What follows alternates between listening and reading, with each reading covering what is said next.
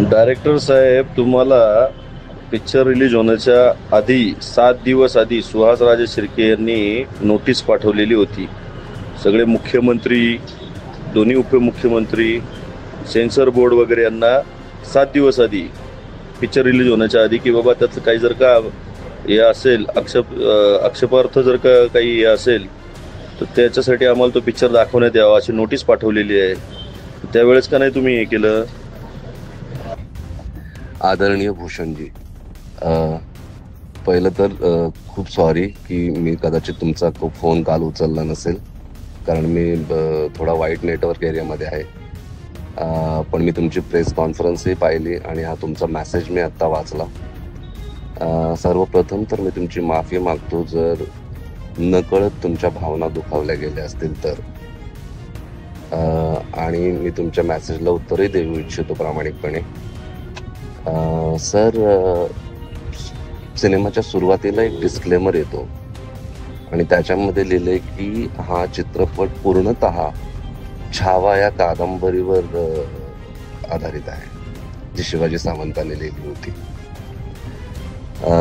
त्यामुळे या चित्रपटाची कथा, पटकथा हे सगळं छावा मध्ये जसं लिहिलंय त्या प्रकारेच आम्ही ते रंगवण्याचा प्रयत्न केलाय. आता कादंबरी म्हणजे ती शब्दांनी रंगवली जाते आणि चित्रपट म्हणजे तो दाखवला जातो लोकांना, पण इन्फॉर्मेशन तीच असते. त्याच्यामध्ये मी ॲज अ रायटर किंवा डायरेक्टर मी काही ट्विस्टिंग नाही केलंय. छावामध्ये गणोजी शिर्के, कान्होजी शिर्के, शिरकाण गावचे, त्यांचं कुलदैवत कुठलं, ह्या सगळ्या गोष्टींचा उल्लेख आहे. आणि ते पुस्तक अजूनही मार्केटमध्ये अवेलेबल आहे. सेम टाइम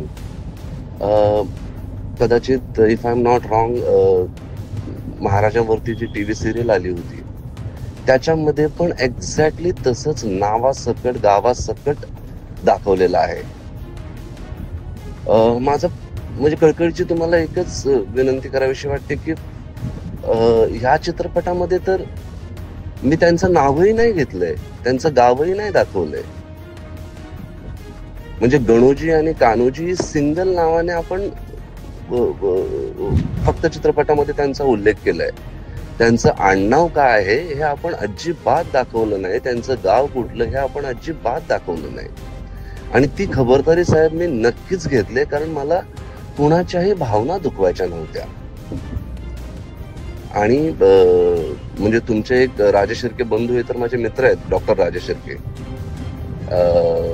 पण ह्या चित्रपटाचा उद्देश कोणाच्या भावना दुखवायच्या नव्हत्याच. आणि दुसरी गोष्ट, तुम्ही म्हणालात पैसे कमवण्यासाठी हा चित्रपट मला बनवायची गरजच नव्हती साहेब.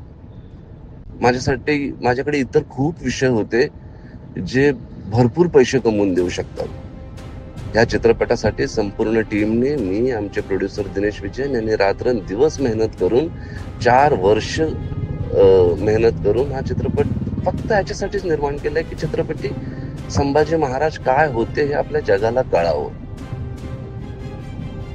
छत्रपती संभाजी महाराजांवर किती गढूळ लिखाण आहे हे देखील तुम्हाला माहितच आहे. ते पुसण्याचा हा एक प्रयास होता. आपले राजे काय होते बच्चाला कळावं, हा एक प्रयास होता. पैसे कमवण्यासाठी इतर खूप विषय आहेत हो. त्याच्यामुळे हा विषय पैसे कमवण्यासाठी नव्हताच. पैसे कमवण्यासाठी मी इतकी मोठी रिस्क का घेईन, इतका कॉन्ट्रोवर्शियल सब्जेक्ट का मी घेईन? नाही, हा प्रामाणिक प्रयत्न होता फक्त आपले राजे काय होते हे कळावं जगाला. त्याच्यामुळे साहेब, पुन्हा मी नकळतपणे जर तुमचं मन दुखावलं असेल तर मी माफी मागतो. पण चित्रपटात कुठेही शिर्के ह्या आडनावाचा उल्लेख झालेला नाहीये, ना त्यांच्या गावाचा उल्लेख झालेला आहे. वर्सेस ज्या इन्फॉर्मेशन्स छावा कादंबरीत किंवा काही इतर मराठी सिरियल्स असोत किंवा काही दुसरे चित्रपट असोत त्याच्यामध्ये तो उल्लेख केलेला आहे आणि ते आजही इंटरनेटवर अवेलेबल आहे. पण छावा चित्रपटात कुठेही शिर्के ह्या आडनावाचा उल्लेख झालेला नाही साहेब. त्याच्यामुळे मला असं वाटतं की तुम्ही समजून घ्याल माझ्या भावना आणि कुठेही डिसरिस्पेक्ट न करता हा चित्रपट बनवलेला आहे. कुणाच्याही भावना न दुखावण्याचा प्रयत्न याच्यामध्ये संपूर्ण आहे. तरीही तुम्हाला काय वाटलं असेल तर मी दिलगिरी व्यक्त करतो.